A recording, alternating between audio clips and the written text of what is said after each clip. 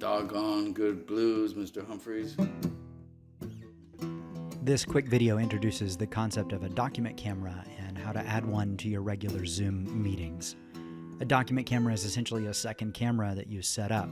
You can see I've taken my old Logitech webcam and simply clipped it to a desk lamp that I had. This has the added bonus of not only keeping the camera held up and away from my hand and whatever document I'm showing, it also gives me another light that I can use to focus on the reading surface as I share this camera's view, which will be aimed at a document, thus considering it a document camera. So the document camera acts as any other camera would in your system. I'll turn it on with my start video, and if I have multiple cameras loaded, I need to select which camera I'd like. The Logitech webcam is the one I'm using right now. Sometimes you'll find that the camera is not oriented within Zoom, and I can change that in my video settings. I may find that the text has been mirrored, and that helps us make sense of a webcam and a mirror left and right side. It's normally helpful for looking at people, but not at books. I'll need to toggle the mirror or unmirror, and I'll need to rotate sometimes, again, depending on the orientation of the camera. So once I get the rotation correct and the mirroring correct, everything should be good to go with my camera.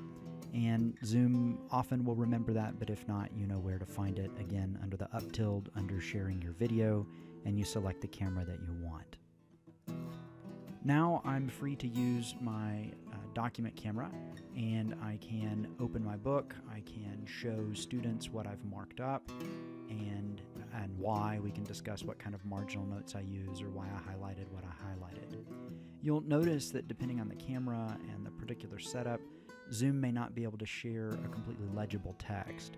So obviously this will work best if your students have the same version of the textbook that you're reading together or the primary text, or if you're using handouts that you're all working from the same handout.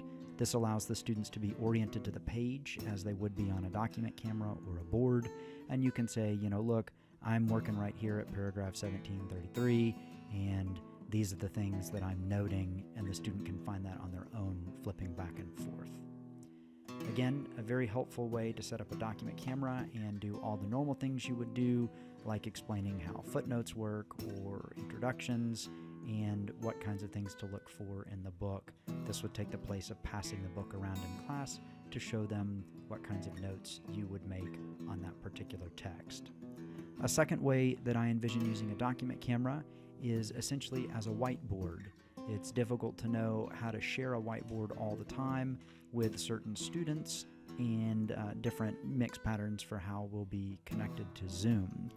So I'll just put a notepad in front of my document camera, and that gives me time to go ahead and write and share all the things I would normally share.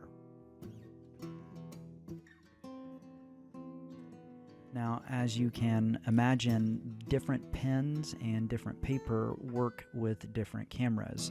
So you might find it helpful to have in your bag of pens and markers things with different size tips.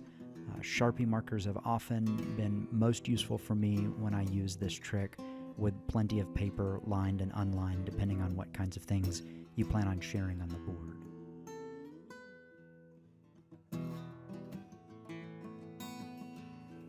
Hopefully this quick tutorial gives you a few more ideas that you can add to your Zoom repertoire.